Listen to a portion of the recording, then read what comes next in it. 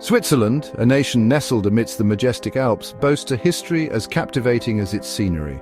The towering peaks and verdant valleys have shaped not only the landscape but also the character of its people. From ancient times, the Swiss have adapted to their challenging environment, fostering a deep appreciation for independence and self-reliance.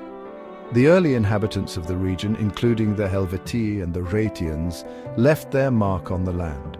Roman influence arrived with the conquest of Gaul, bringing with it their language, laws, and infrastructure.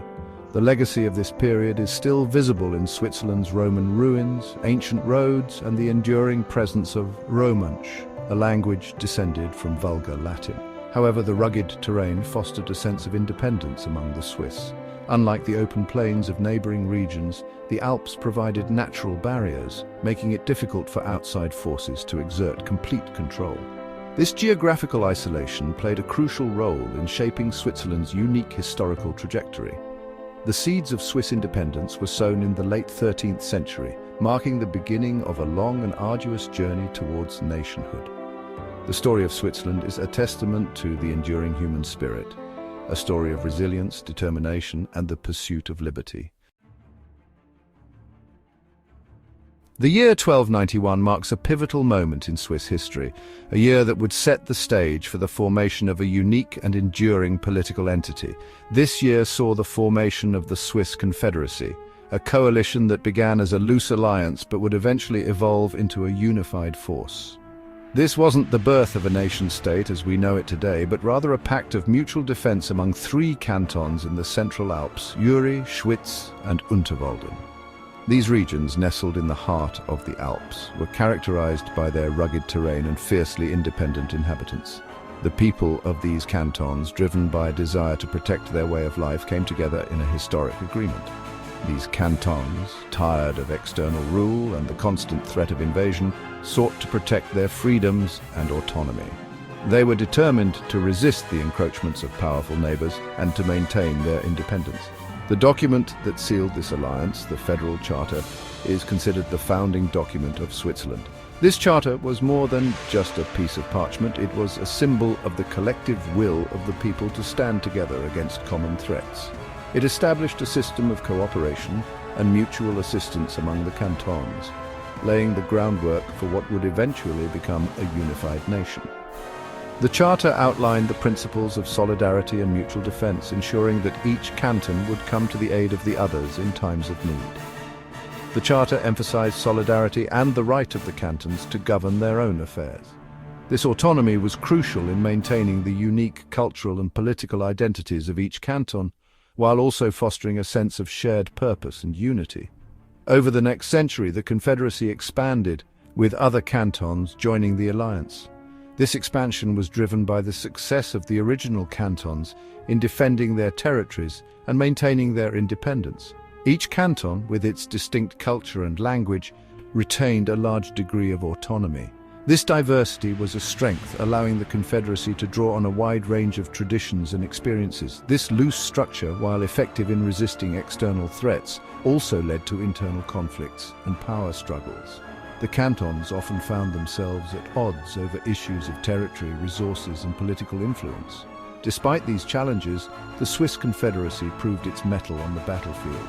The Swiss soldiers, known for their discipline and ferocity, became a formidable force in medieval Europe. The Swiss soldiers, renowned for their discipline and ferocity, secured a series of victories against larger, better-equipped armies. Their success in battle was a testament to their training, strategy, and unwavering commitment to their cause.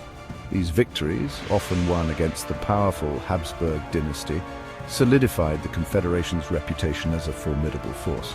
The Habsburgs, one of the most powerful dynasties in Europe, were repeatedly thwarted by the determined Swiss. The Swiss' dedication to freedom and self-determination, forged in the crucible of conflict, laid the foundation for their enduring confederation. This spirit of resilience and independence became a defining characteristic of the Swiss people. This spirit of unity and independence would continue to guide Switzerland through centuries of change and upheaval. The legacy of the Federal Charter of 1291 lives on, a testament to the enduring strength and unity of the Swiss Confederacy. The path to Swiss independence was not without its trials. The journey was marked by numerous battles and strategic treaties that shaped the nation's destiny. The 15th and 16th centuries saw the Confederacy embroiled in a series of conflicts, both internal and external. These conflicts were not just about territorial disputes, but also about asserting the identity and unity of the Swiss people. The Burgundian Wars, a series of engagements against the Duchy of Burgundy, tested the limits of Swiss unity but ultimately demonstrated the strength of their resolve. These wars were crucial in forging a collective Swiss identity, as cantons came together to face a common enemy. The Swiss victory at the Battle of Merton in 1476 marked a turning point. This battle was not just a military triumph, but also a significant morale booster for the Swiss forces, proving that their unity and strategy could overcome even the most formidable foes. The defeat of the Burgundian forces, known for their formidable cavalry, solidified the Swiss reputation as a military power. The victory at Merton was celebrated across the Confederacy, and it instilled a sense of pride and confidence among the Swiss people. This victory had lasting consequences, contributing to the decline of Burgundy and the rise of the Swiss Confederacy as a significant force in European politics.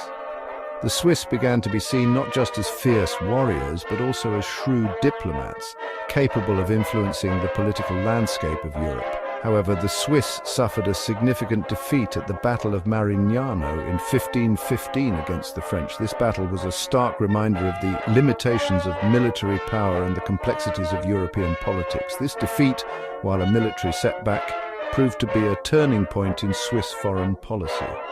The loss at Marignano led the Swiss to reconsider their approach to international relations, shifting from aggressive expansion to a more cautious and diplomatic stance.